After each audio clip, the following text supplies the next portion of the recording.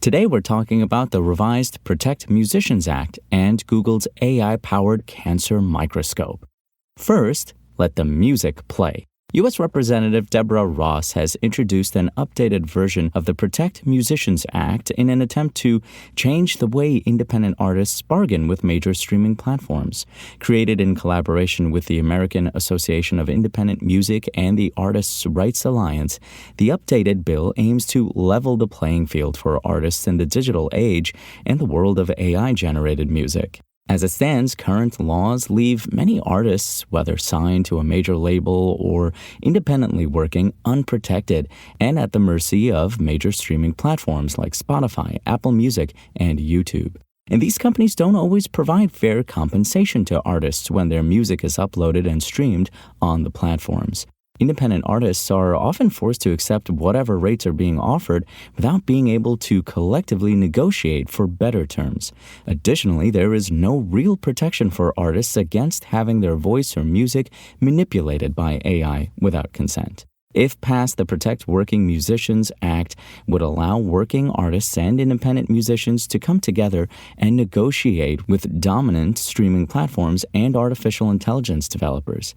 It would also grant working artists and independent musicians the ability to collectively refuse to license their music to online music distribution platforms that refuse to pay fair market value. It could be argued that many artists have always gotten a raw deal for decades when it comes to the sales and distribution of their music. Back in the day of album downloads and CD purchases, this money was usually split in many ways, leaving only a small amount for the artist. Unfortunately, unfair compensation being offered by streaming platforms is just a modern spin on a long-standing problem. And it's not just musicians that are being affected. For years, streaming giants like Netflix have been offering low wages to its writers, which has contributed to the strike of members of the Writers Guild of America. Now for Google's prototyped augmented reality microscope. It was made in conjunction with the Department of Defense and incorporates artificial intelligence enhancements to overlay visual indicators like heat maps or object boundaries in real time.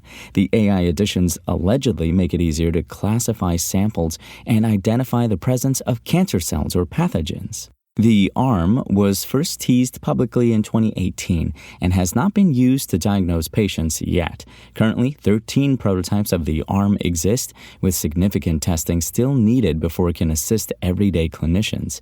However, according to Google, the intention is to create a system that can be retrofitted into existing light microscopes found in hospitals and clinics. ARM-equipped microscopes can then provide a variety of visual feedback, including text, arrows, contours, heat maps, or animations, each tailored to unique assessment goals. The Department of Defense's Defense Innovation Unit has reportedly negotiated agreements with Google that will enable ARM distribution through the military, according to CNBC, with the hope that it could be available to some government users sometime this fall. ARM is expected to cost between $90,000 and $100,000, likely well beyond the means of local health providers. We've asked Google for more information on the progress of the program and potential timeline of availability, and we'll update if we hear back. This is not the first time Google Health has dipped its toes in investing in AI-powered tools that not only improve the accuracy of diagnostics, but also help fill gaps in medicine where there is limited availability of healthcare personnel. According to Reuters, the tech giant has made it a point to partner with startups that invest in AI to improve healthcare and is projected to have invested upwards of $200 billion on AI investments in the past decade. This is especially noteworthy considering the World Health Organization predicts a shortfall of 15 million healthcare workers worldwide by 2030.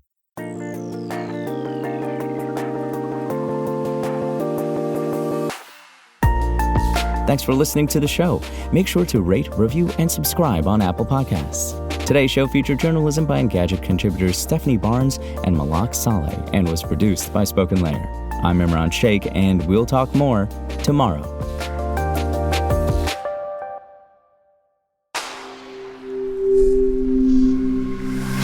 Spoken Layer.